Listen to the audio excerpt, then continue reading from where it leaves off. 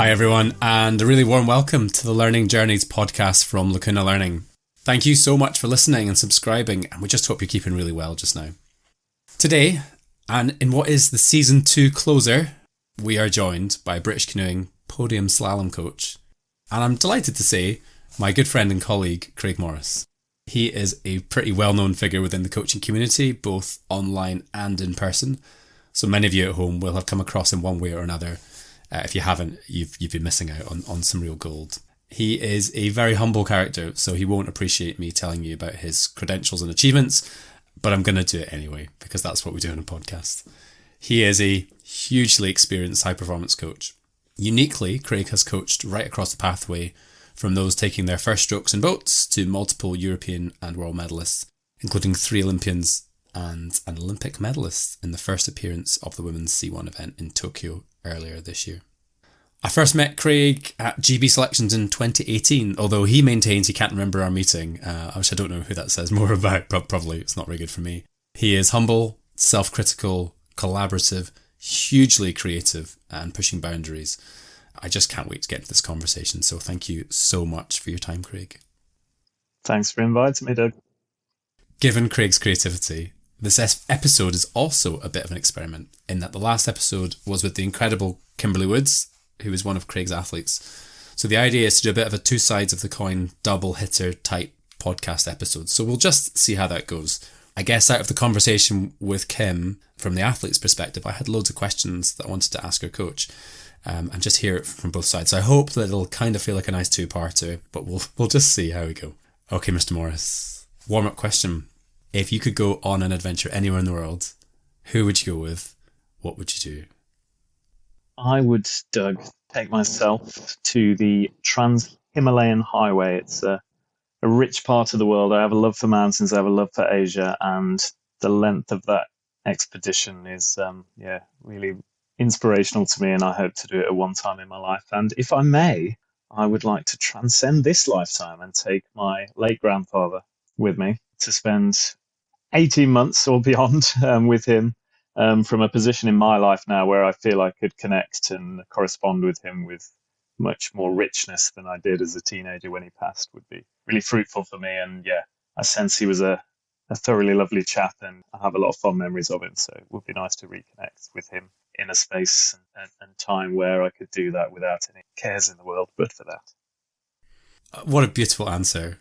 And obviously people will listen to this when it's not Christmas, but it is just before Christmas. And I kind of love that. And I love that idea that there's people that, you meet when you're younger and you sort of wish that you could ask the questions you would ask now back then.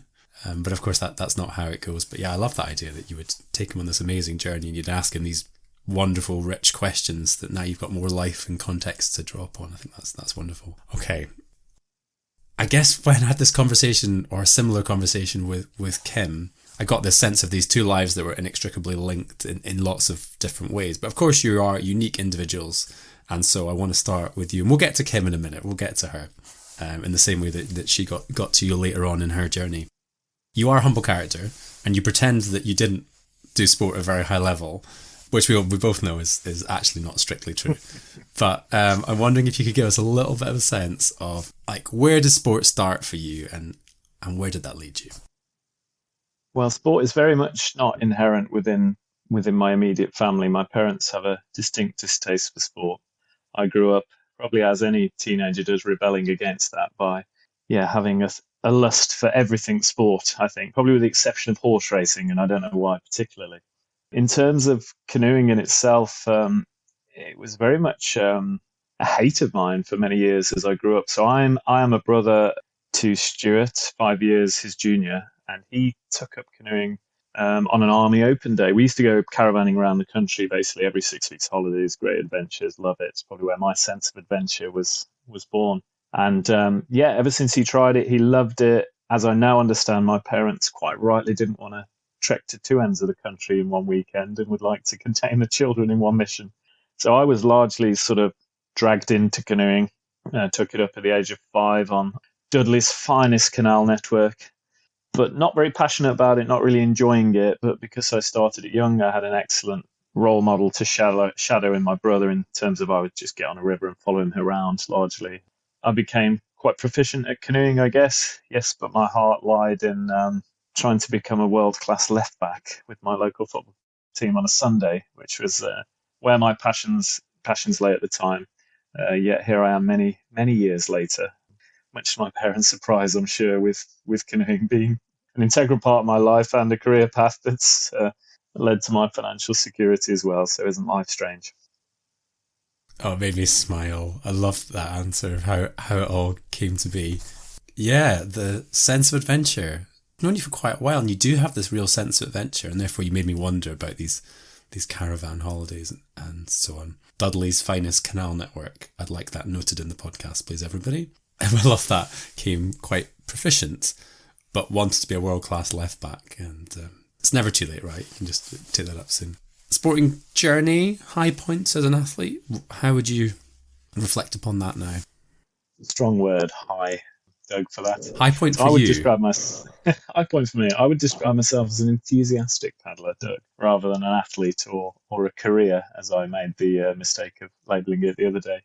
Yeah, so I was once national under-14 champion, and that fact is reminded me, as it will be, all being well, when I travel to my parents in the next week, by the shrine that exists still at the age of 39 on the wall in their hallway. I can picture it because I had a terrible skinhead haircut with the fringe left on.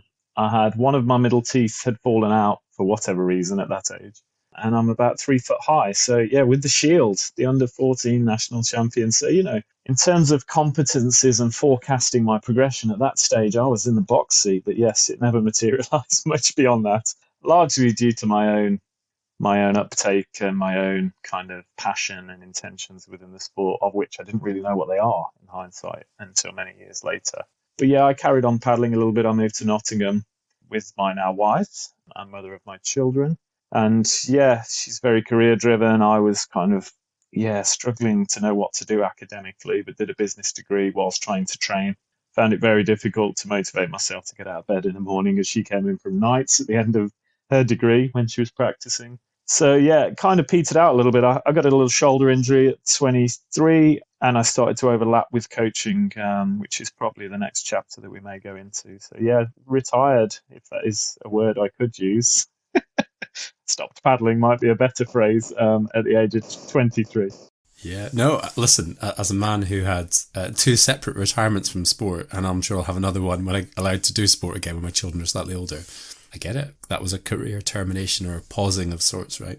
I'm interested, so we've got obviously performance high points, and they are important, right? But I'm wondering, do you have any really distinct memories of like your happiest day of paddling, or your most fulfilled moment as a paddler, or does that not really resonate?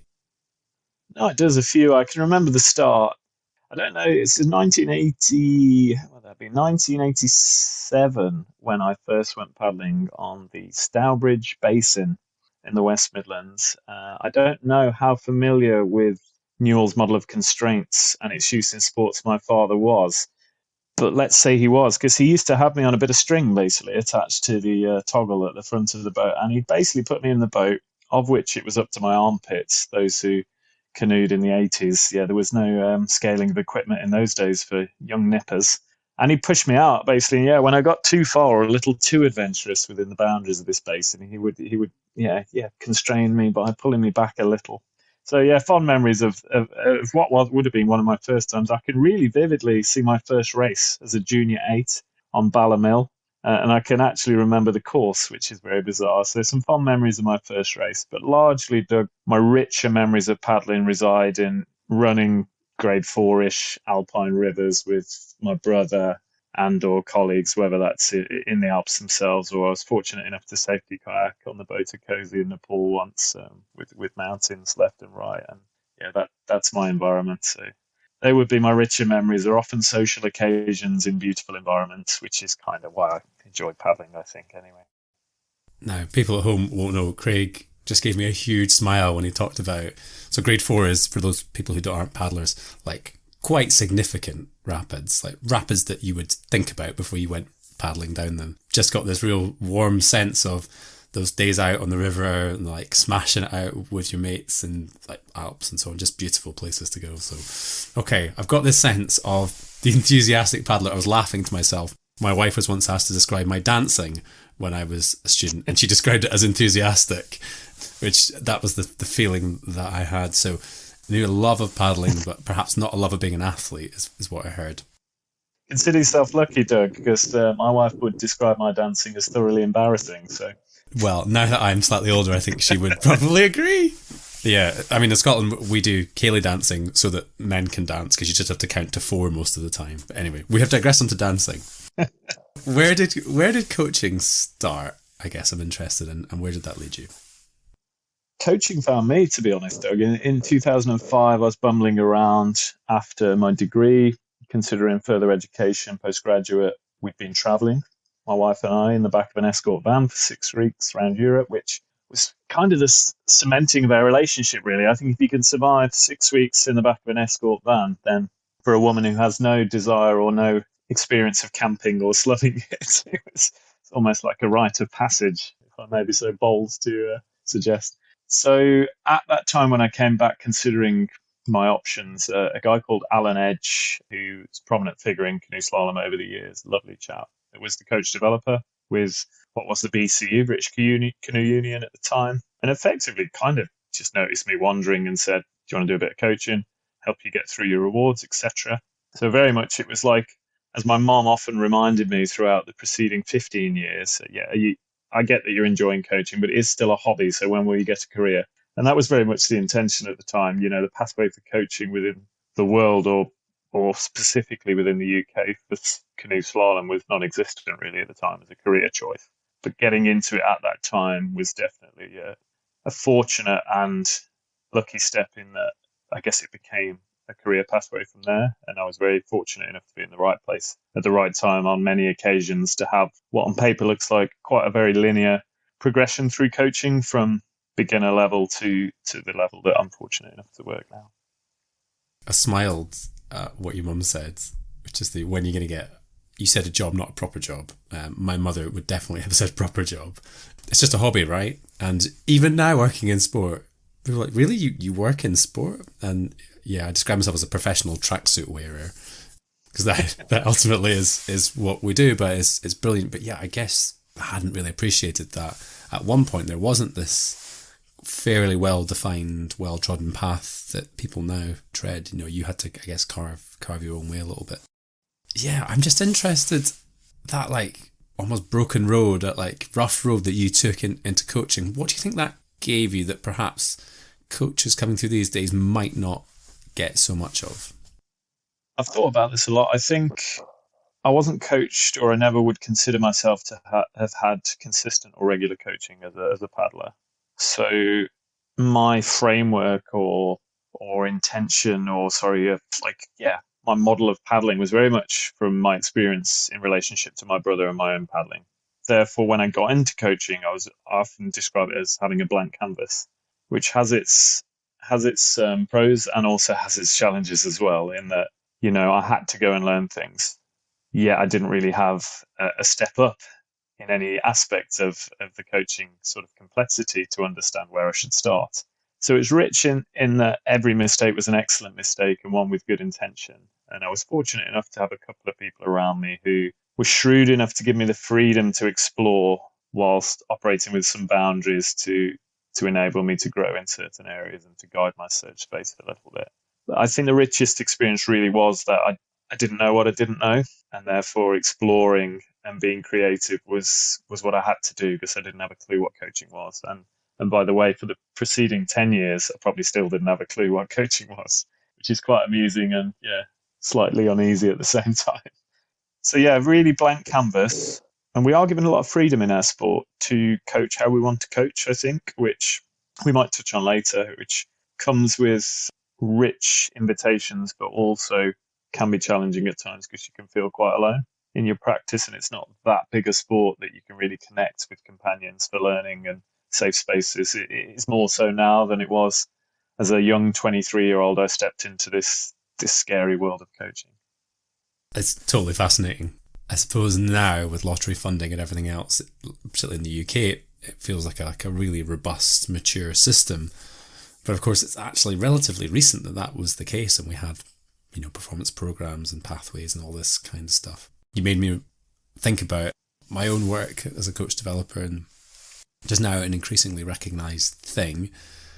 But when I started out, you were just sort of figuring out as you went, and I'm still doing that a bit now. And then people say, yeah, there's like a recognised way of doing that. And oh, really? Okay, yeah. Even just things like when I first worked with a coach in a mountain environment, I was like, how am I going to mic them up?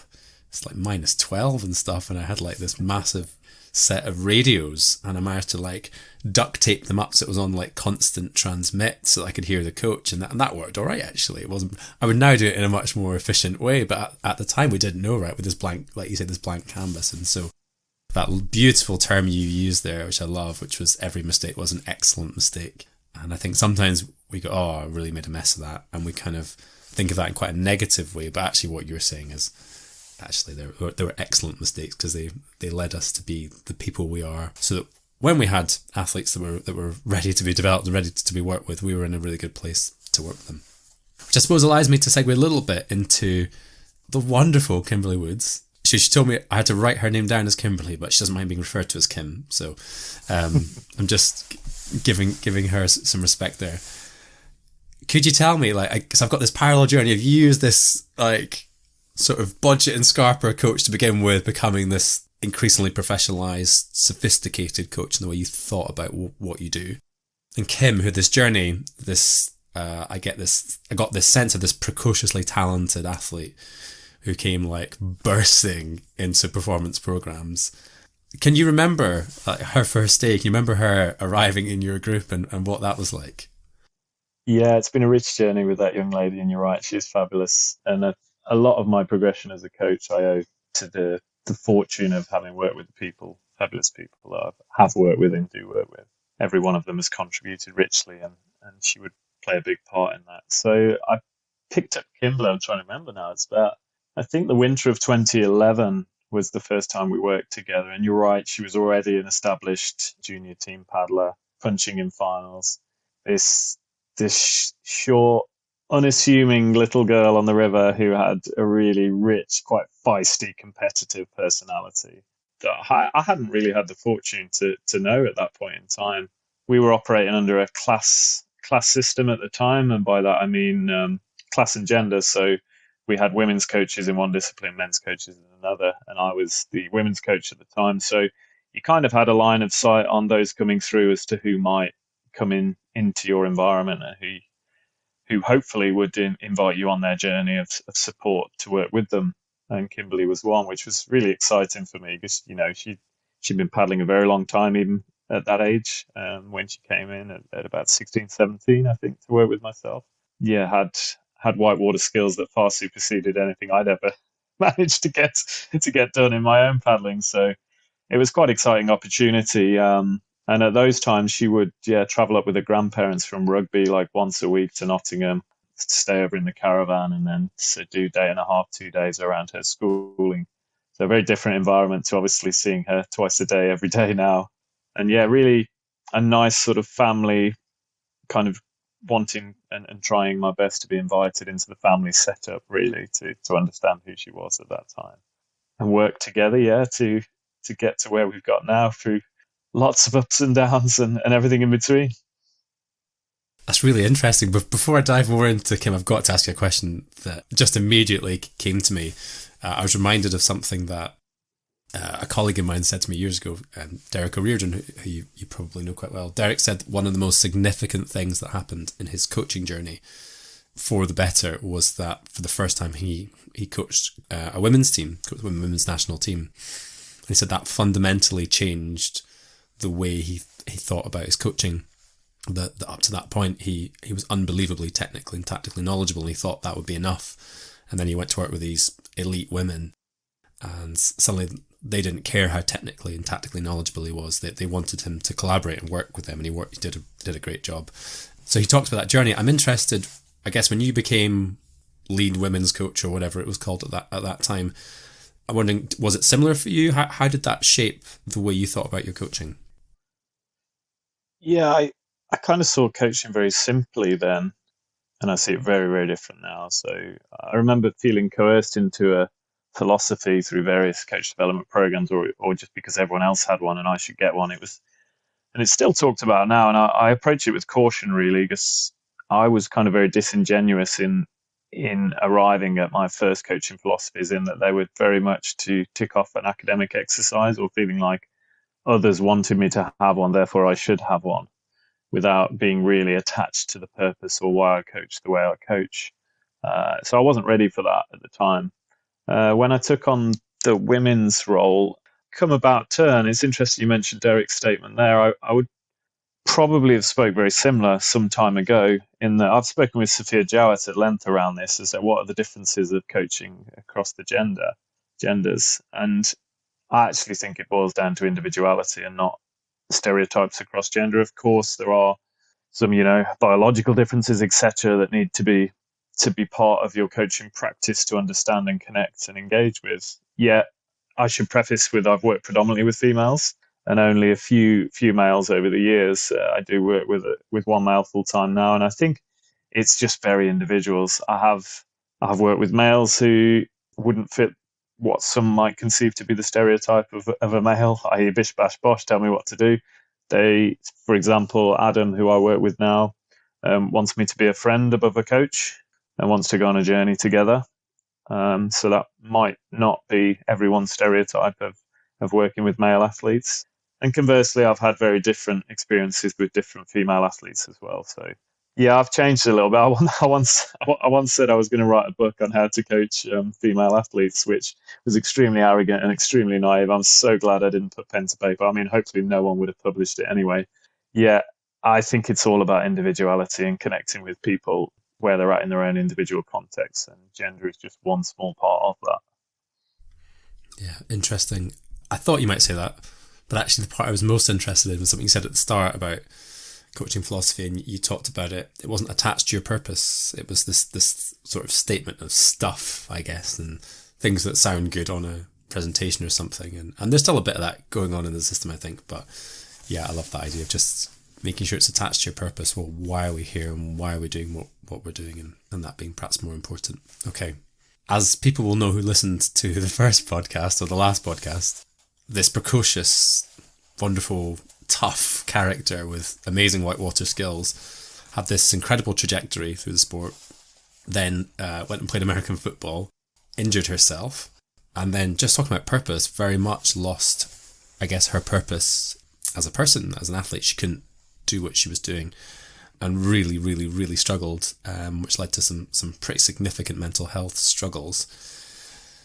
With great affection and deep respect, she tells the story of you sitting down with her and saying, "We've noticed some marks on your arms and on your body," and it was you that led that. I'm just wondering if you're able to and willing to, if you're happy to talk about that conversation from your point of view. I guess, how did that come to be, and what are your reflections on that now? Yeah, sure, Doug. Kim and I are happy to talk about this, because in leaving ourselves openly vulnerable, if it helps one person or one coach or one individual struggling with mental health, then I think it's worth the stretch from us. So happy to do that, as Kim has role modelled brilliantly on your previous session. Yeah, so I mean, having known her for some time, and that was obviously an important aspect of it, it was clear that behaviour change was happening. I was mindful of the challenges that were happening around her. This is a young lady who had struggled in school, struggled in academically, didn't have a great passion, or she believed she didn't have great skill in that area. Therefore, it placed quite a lot of her attachment to her success as a person to her canoeing. Therefore, when canoeing got difficult through times, we were always attuned to the fact that could present some challenges to her general well-being, as it did through that time. And yeah, a combination of, I guess, eyes open, ears open, sensing, listening, hearing, connecting with others around the space of those who were close to her. I noticed that an intervention probably needed to happen. And in answer to your question, as quite a young coach as I still was then, my maths isn't very good, so I can't figure out, but I would have been, just around 30, I guess. I consider myself to be young at 30 now. I had wonderful access to an excellent psychologist and a network with doctors as well. and they did a wonderful job, I think, of giving me the support and confidence to have that conversation, to make it feel like I was the right person to have that conversation. Because, although I was very close to Kim and had been connected to her for a long time, and she was living full time, I think, in London, if I get my years correct at the time as well, away from family, I probably wasn't sure I was the right person to have that conversation still. Yet, with the support of those in the background, I made the approach. I can remember it very vividly. And I think it was, as she said, like it was a weight off shoulders for both of us. Very emotional, very difficult conversation to have.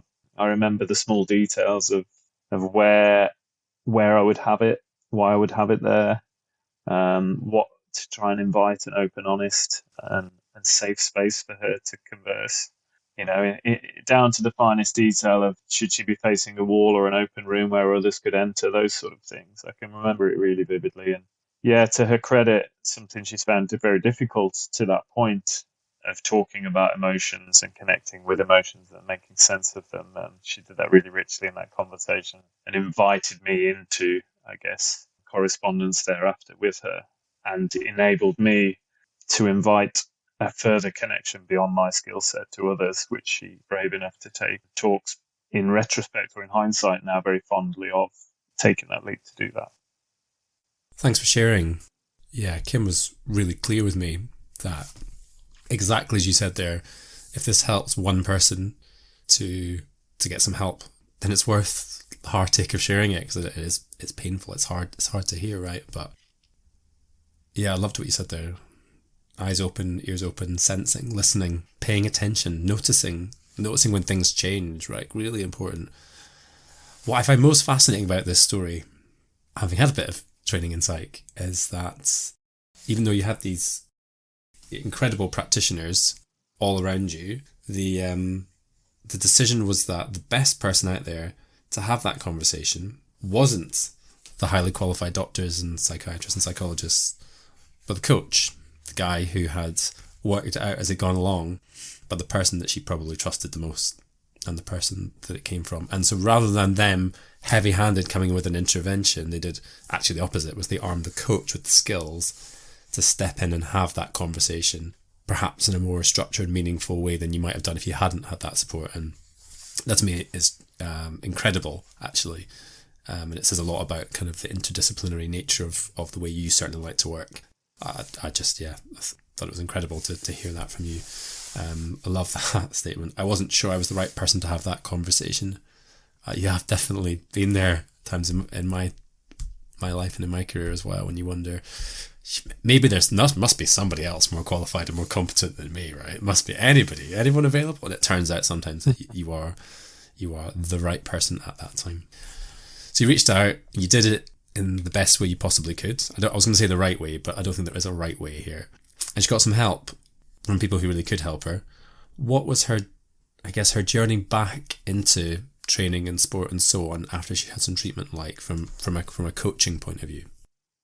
Yeah, I guess the collaborative approach that we had, and obviously coaches listening on this call might have experienced it themselves. The line of connection with external help in this area, be it clinical support, is not as embedded as it might be if it's sports psychology, for example, or chatting with a physio around an injury. So, and that's a decision the medical team take as to whether, I guess, referrals around mental health are dealt with internally or externally based on a case-by-case basis. So there wasn't a lot of information in the backflow. Largely my positioning in that entangled web was connection through the psych, who had connection to the doc, who had connection to the external practitioner.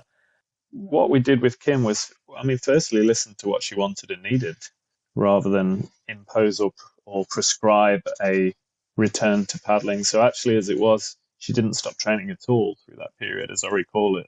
Because, let's picture it here. So we've got a girl who's strongly attached to her identity through a sport, but yet is struggling through various aspects with mental health related to different things. So the decision from hearing her really was to not take the sport away, because that could potentially provide more of a trigger to some of the problems, but to maybe try and reframe how she was exploring or her intentionality around what it was she wanted to experience when she came into the sporting environment. and what was their roles in that, and how could we help that. So maybe just shifting the narrative of why she was in the environment through each time, and how that would help her get to a better place of health and well-being. So that's as I largely recall it, really working with her throughout. And obviously she's just coming out of adolescence at the time as well. So really difficult journey for her to take a lead on, but we kind of really try and place the person at the center of the interaction. And if they're not in a position to lead, then we walk side by side, hand in hand, effectively through some of these difficult challenges, and that being one. And as you've said, a very transdisciplinary approach, as I like to call it, across the practitioners, in that everybody has the permission, if Kim invites them in to that circle, that they can challenge and support and give observations with Kim to help us through what was a very difficult time. Thanks, Craig. You've made me consider this idea of person-centeredness or athlete-centeredness. People talk about, I'm very athlete-centered. I always feel like it can be a bit of a hollow or a bit of a token statement. But if anybody listening at home is ever looking for a good example of what athlete-centered might look like, I'm going to point them in the direction of what you just shared there in the last couple of minutes, because it was a wonderful example of placing them at the centre and support around them.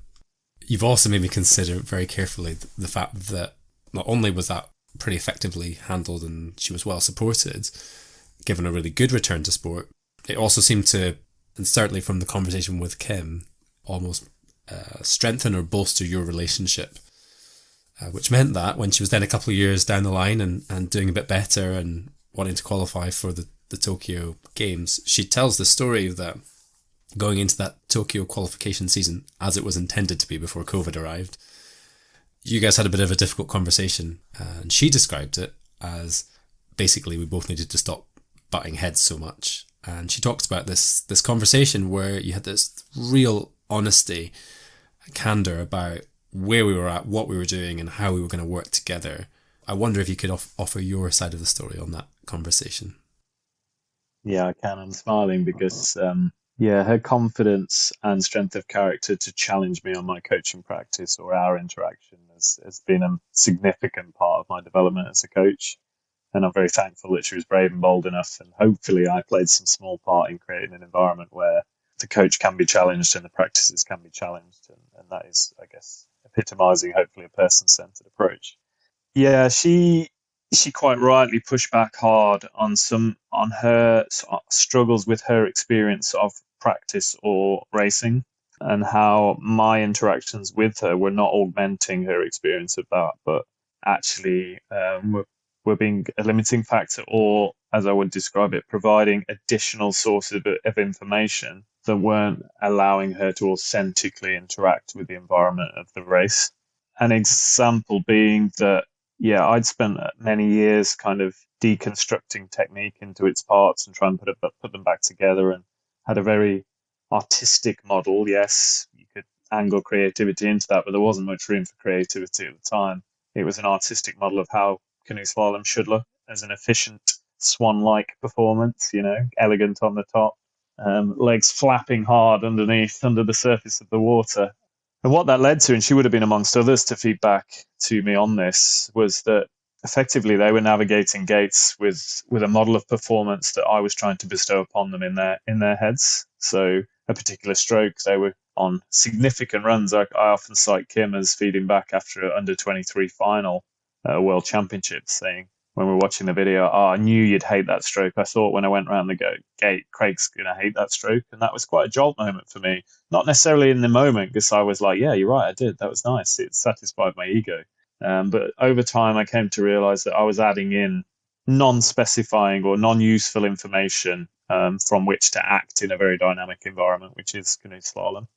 And things had to change. So our good intentions of trying to get more consistency with this precocious young lady who had high levels of skill and good physicality had led to us being inauthentic or stripping back the things she was good at and the things she had largely created on her own interactions with environments or through previous coaches. So we were trying to, conform her into a model of performance that was very much not individualized and not understanding of all the interacting factors that can contribute to that at any one time. And she was bold enough to speak out on that. And I look back on that now, as I've said before, is like well-intentioned. And I think that's important for coaches to hear, because that was a mistake. In hindsight, it was a mistake to do that. It was a well-intentioned collaborative project that was probably ill-informed in hindsight from what I've come to know now. But we don't know what we don't know at certain moments. And therefore, as long as you walk out together, you give permissions to be challenged on how things are going. And I remember it came to a head at a World Cup in Spain in the year before Olympic selection, between myself, Kimberley, and the psychologist. And that, shifted the narrative into 2019. I would say the way we went about co-designing practice and racing experiences into that Olympic selection, very different as a result, and happened to coincide probably in the winter of 17 into 18 with what I quoted today as being a pedagogical awakening for myself, in terms of the fact the way we were creating practice was not congruent with the demands of the event. Yeah, thanks, Craig. I would encourage everyone to listen back to those last couple of minutes. It's not often you hear. And he wouldn't like me saying this, but I'm going to say it anyway. Someone towards the top end of his profession, critically looking through. And this wasn't like 20 years ago. This was a couple of years ago in like terms. This was just pre-Tokyo. And saying, oh, actually, I thought I had it. And it turns out I didn't quite have it. I needed to do a bit more work. And actually, I needed to hear my athletes, because they occasionally, and I'm sorry to say this, coaches are wrong and the athletes are right. And we don't tell them that very often, but it's most definitely true. It was wonderful, just wonderful to hear that. So thank you very much. As Kim tells the story now, we eventually went to Tokyo. There was some stuff in the middle we won't talk about. She talks about feeling disappointed by her performance in Tokyo and the support, not just of you, but of the environment you had created amongst the whole group, and the way that they supported her and they kind of wrapped their arms around her. And she says, she talked about it, they said, you're still loved. That was how it made her feel, which was this amazing thing to create in your environment. But I actually want to fast forward as our last part of this conversation, which has just been amazing, to the World Championships. And you ended up in a horrific car accident. And then Kim decided that she was going to try and paddle. And she talks about this experience, and she went on to medal, and it was just unbelievable, as probably the highlight or the proudest moment of her career. And I would just love to hear your side of the story and your perspectives on that, those incidents and stuff that happened. And what sense do you make of that as a coach? Well, as you probably predict, Doug, I'm going to tell a little story here and pad it out a little bit. So my colleague Gareth Wilson talks really fondly of our time in Bratislava. We basically had an hour commute. So we were in a bio bubble at the Olympic Centre in Bratislava, and we had an hour commute to the venue and back. Various bubbles, various different groups on cars, etc. So we'd been in lockdown for pretty much 2 years by then. And Gareth speaks really fondly, and this is probably a good reflection of coaches. Some of the richest conversations we'd had in those 2 years were when we were locked in a car together for an hour's drive, either as a group or one-to-one. And Kim and I had that experience. We'd travelled to the venue twice that day. We'd gone back to do the new discipline, extreme slalom. We'd had one of the best days. We'd kind of debriefed Tokyo a little bit, heart to heart. We'd done a good debrief just before we'd left, and we were kind of just closing that chapter and opening a new one and talking about the future. And a really rich day. And anyway, on the way home, we got T-boned hard by a drink driver, unfortunately. Thankfully, Kimberley didn't see it coming as it hit her car door pretty fast, 70 clicks an hour, both cars. And we got knocked into a cornfield and hobbled out together. So it was one of those kind of moments. I don't wish it upon anyone. I've had a couple now where you realize your helplessness in life when you just feel out your peripheral vision, something moving towards you that's pretty hard and has a lot of weight behind it. So that took us out hard. We hobbled anyway. Long story short, we were both glad to be alive. We talked on the curbside in tears, having a little hug, probably somewhat breaking protocol of COVID at that time, as we might forgive ourselves about what it meant, to be there at that point. And from whatever unfurled from there, then that's the main thing. And to her credit, she took that into perspective, and she was amazing on that camp in terms of her interactions with herself, with her team, and with her colleagues in terms of how she took up. And she got to racing incredibly 5 days later, as she talked about wanting to front up and be an integral part of Fiona Penny's last race as a World Championships. And they came home with gold in the team event. She then went and won heats in the C1. which I don't know how she managed to kneel on that ankle, because it was pretty swollen at the time. It's pretty horrible stuff, and it's still a problem now. She actually still can't do C1, unfortunately, at the moment. But yeah, and then in her individual race, I think some adversities in life just give you perspective, and I think obviously the mental health has been one throughout her chapter in Canoe to date, but that crash was definitely another that unleashed the authentic free Kim that we saw as a youngster. That, yeah, admittedly some of my coaching practice had maybe dulled down and dampened a little bit, and in the lead through Tokyo it definitely unleashed again, and she found it with such richness. And yeah, it was an emotional one, that one. I didn't watch any of the runs in Bratislava. I was just in the team tent watching the dots, as anyone in Canoe Slalom will know. So and then got it over the radio where she'd finished and stuff, and managed to trundle my way down there to enjoy some time with her and celebrate Fiona's last race. Thanks, Craig. Yeah, I was really keen to hear it from your point of view. Yeah, wow. It's just because it sort of felt like when Kim talked about the Tokyo experience, which she, eventually did unpack and debriefed and stuff, it felt really low. And then we had this conversation about the World Championships, and it just felt like a really positive place to lead the podcast that day. And it feels like a good pausing point for us. We need to get you back on. I think there's lots of questions I now want to ask you, but we just don't have the time. Oh, wow. Where do I start? The caravan holidays and Dudley's finest canal network is where I think we should start. Yeah, just that sense of adventure and getting into it. The enthusiastic athletes. We talked about our dancing, which we'll definitely move on from. You were national under-14 champion. I just want that on the podcast to be super clear, mostly for Craig's mum, because she would be pleased to hear that we're telling the world. He was actually a very good paddler. He's just very humble. The escort van for 6 weeks with your wife and mother of your children now. Yeah, right. I've done not that journey, but a similar one. And if you're going to be together for a long time, that's the sort of thing you need to do to prove that it's going to work. The hobby that became a proper job. Yeah, I love that. But I also love then that because you had such a blank canvas, it allowed you to maybe explore things in a different way. And this idea of excellent mistakes, I think's really rich. You said a number of times in this conversation, I didn't know what I didn't know, and I don't know what I don't know. And it's lovely to hear someone so far on in their career who's so sophisticated in their coaching still talking about that. The rich journey with that young lady that we've talked about a lot today, and just that journey. And you talked about how significant she has been in development as a coach, as much as you've been significant obviously in her development as an athlete.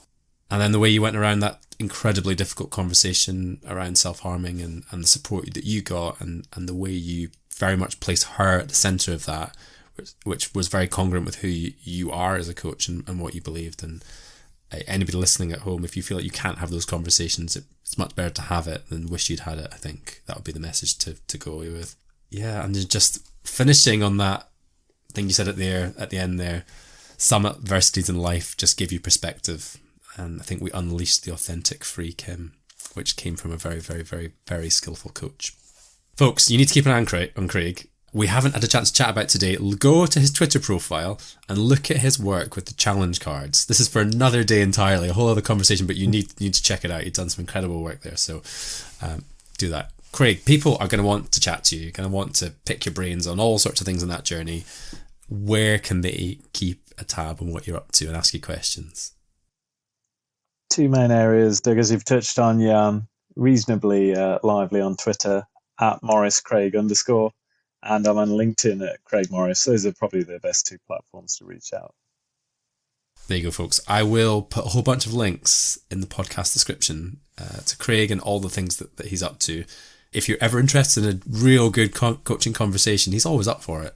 He's busy, he's super busy, but if he thinks you might offer something interesting, he might learn from you and vice versa, then he's always open. He's very accessible. It's just great. Craig and I haven't known each other that long, but I consider him someone that I hold in hugely high regard and I hugely respect. So people always say don't meet your heroes or don't have them on your podcast, but I completely disagree. It's been a real joy. So Craig, thank you so much. Everyone, please subscribe to make sure you don't miss out. And in the meantime, everybody, please stay safe.